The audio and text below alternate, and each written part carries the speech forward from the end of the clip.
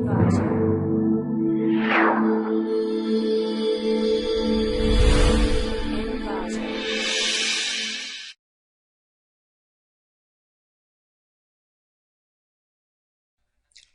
to ClickMyProject.com. Now we are going to discuss about the project Meta-Structural Learning Algorithm with Interpretable Convolutional Neural Network for Arrhythmia Detection of Multisession ECG Signal. Now we are going to discuss about the abstract of the process. Due to the recent advances in the area of deep learning, it has been demonstrated that the deep neural network can recognize the cardiac arrhythmias better than the cardiologist. Moreover, traditionally, feature extraction was considered as an integral part of ECG patterns recognition. However, recent findings have shown that deep learning neural networks can carry out the task of the feature extraction directly from the data itself. Hence, in this process, the CNN is applied to extract the features from the signals. Then the identification and the classification of the ECG pattern is done by the machine learning perspective. It is demonstrated that the feature map planning in the deep neural network trained on great amount of generic input images that can be used as a general descriptor for the ECG signal spectrograms and result in feature that enables the classification arrhythmias. Due to applying both the convolutional neural network, that is the deep learning method, as well as machine learning for the classification, this process is more efficient than the others. Hence, the performance of the parameters will be estimated by means of the accuracy, sensitivity and specificity. If the accuracy of the process is high, then the efficiency of the process will be high. Now we are going to discuss about the flow diagram of the process.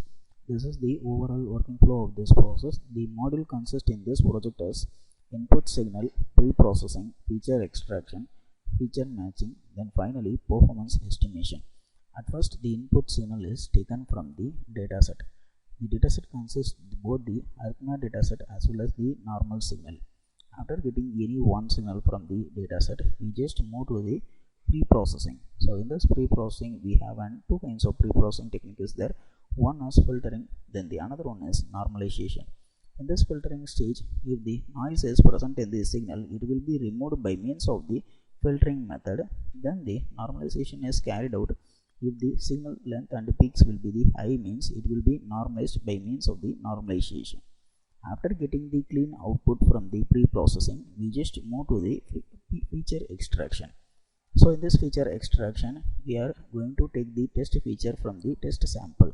Hence, the features we have denoted here is the features we have to going to extract from the signal. The Q, R, S, T, then deep learning CNN. These are the features we are going to extract from the signal. After extracting the features, we just combining these features together to generate the test feature. After generating the test feature, we just move to the feature matching, that is nothing but the classification. In this classification, we have to give three things as an input. One is test feature, then the second one is the train feature, then the third one is the label. We have to give these three things as an input for the classification.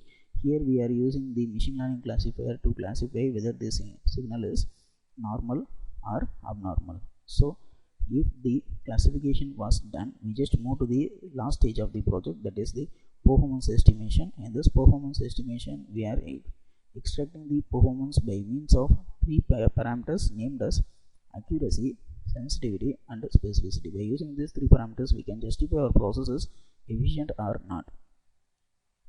Now we are going to discuss about the running procedure of the process. At first, open the Matlab 2015b and then change the current directory.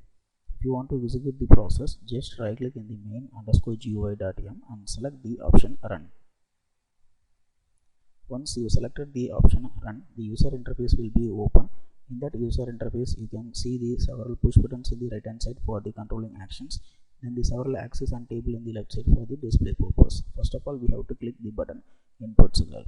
Once you have clicked the button input signal, after that you have to select the signal from the dataset. In the dataset, it consists of both the normal as well as the arrhythmia dataset, which having the mat file format. After selecting the signal from the dataset, the corresponding signal is shown in the axis 1 with the title of ECG signal. After that, we just move to the second step of the process, that is the pre-processing. We already discussed about the pre-processing in the flow diagram. Actually, if there is any noises present in the signal, it will be removed by means of the filtering method, or else the signal will remains the same. After the pre-processing, we just go for the feature data, that is nothing but the feature extraction. So the feature extraction is done by using the PQRST direction, then the CNN. So these are the visualization of the QRS directions. So the graph is represented like this, then the peak point will be deducted like this, then the extracted features will be combined together to generate the test features. So in this test features, the PQRST value as well as the CNN values is combined together to generate this test feature. After that, we just move to the classification stage. In this classification step, it will classify whether the input signal is normal or abnormal. Whether it is normal, it will shows the message books as an normal, or else it will shows as an abnormal. So here it is identified as an RTL fibrillation. So this kind of disease is applied in this one. Then finally, we just move to the performance estimations. So in this performance estimations, we have detected the performance like accuracy, sensitivity, and specificity. Those values are plotted in the graph format as well as in the chart values. The values of accuracy, sensitivity, and specificity are displayed in this table. Thanks for watching this video.